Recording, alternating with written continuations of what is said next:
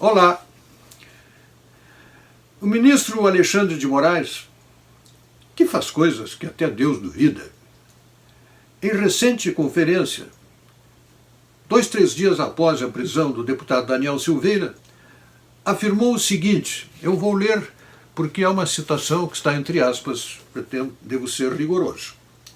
Então, diz ele, se é verdade que o Brasil vive o mais longo período de estabilidade democrática de toda a República a partir da Constituição de 1988, também não é menos verdade que com essas milícias digitais estamos sofrendo o mais pesado, o mais forte, o mais vil ataque às instituições e ao Estado democrático de direito. Fechar aspas. Não duvido que o ministro realmente acredite no que afirmou. Mas está errado. Como podemos falar em longo período de estabilidade democrática? Você reconhece isso na história dos últimos 32 anos da República? Você reconhece isso?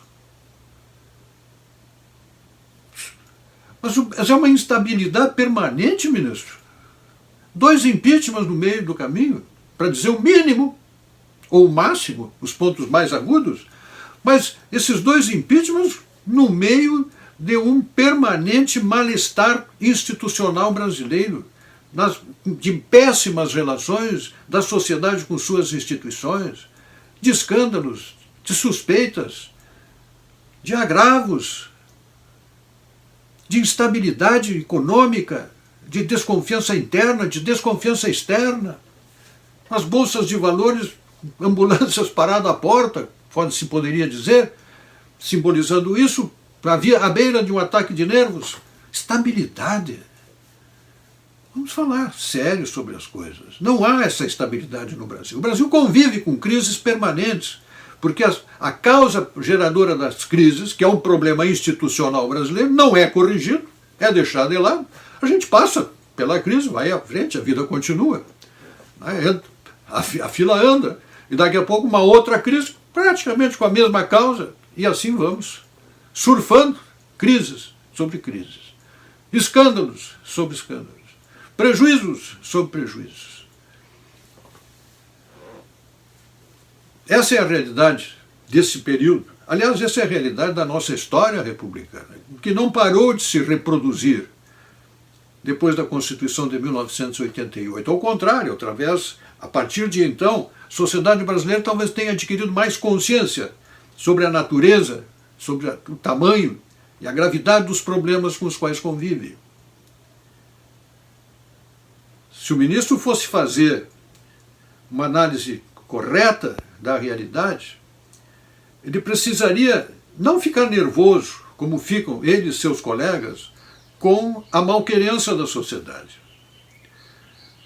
Não deveria chamar milícias digitais, porque a expressão milícias digitais vem com aquela característica de vocabulário de laboratório de marketing político, que já vem com um significado pré-fabricado de origem conhecida.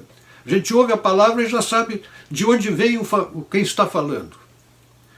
E o ministro se expôs a usar essa expressão e não convence ninguém de que que as nossas instituições estejam sob o mais pesado, o mais forte e o mais vil ataque às instituições democráticas. Você percebe isso, cidadão? Você acha que isso realmente está acontecendo? Ou essa é a visão do outro lado da praça? Ou essa é a visão daquele quadrado do Supremo Tribunal Federal? Os 11 ministros lá dentro, o que os incomoda, eles deveriam refletir não sobre a reação da sociedade, deveriam refletir sobre por que a sociedade reage assim a nós. É isso que uma pessoa sensível à opinião alheia, que não tenha um perfil ditatorial, a reflexão que deveria fazer. Por quê? O que nós estamos fazendo que os desagrada tanto? Por que esta revolta? Por que esta indignação conosco? Por que temos que andar escondidos nos nossos carros? Por que temos que andar por túneis para sair do nosso local de trabalho? Por quê? Não, eles ficam indignados com aqueles que reagem indignados. Eu devo dizer que a reação ao comportamento das instituições brasileiras, notadamente do Supremo Tribunal Federal e do Congresso Nacional, que a reação a isso é um direito e um dever da sociedade, do cidadão consciente. É um dever. Porque o Supremo Tribunal Federal, mais especificamente ainda do que todos os demais poderes da República, o Supremo Tribunal Federal não é uma instituição, é uma instituição da democracia, mas não é uma instituição democrática. É uma instituição, um poder cujos membros são designados, não participam de uma eleição e tantas vezes decidem monocraticamente. Então a democracia passa ali, tangencia aquele quadrado. Deveriam refletir os senhores ministros sobre as razões que os levam, internas, que os levam a tentar expandir o seu poder em relação aos outros dois. A sociedade vê isso acontecer. O Supremo Tribunal Federal ultrapassa a faixa amarela, mete o pé na porta do Congresso Nacional, dá ordens ao presidente da República, dá prazo para esse, dá prazo para aquele, interfere na vida dos outros poderes de Estado, como se fosse um poder moderador da República. Não é. Nós estamos vivendo um ativismo judicial e uma ditadura do poder judiciário, que ainda consegue atenção e consideração e é acatado pelos outros poderes. Tem esse acatamento. Surpreendentemente tem esse acatamento, por motivos que daria para escrever alguns volumes sobre os motivos desse acatamento. Estão errados, estão mal perante a sociedade por razões concretas. O inquérito sobre atos antidemocráticos, que não desestabilizam nada nem ninguém, que não causam nenhum reboliço popular, que não é antecipação de coisa alguma, que não tem futuro algum, com a qual ninguém na sociedade está preocupado. A sociedade está muito mais preocupada com o comportamento de muitos senhores ministros e, por vezes, com o comportamento de todo o plenário, que se ancorou em nomeações desafinadas agora com a maioria da opinião pública, para tentar impor a continuidade daquilo com que a sociedade eleitoralmente, democraticamente rompeu. Uma coisa é a democracia, contra a qual poucos são.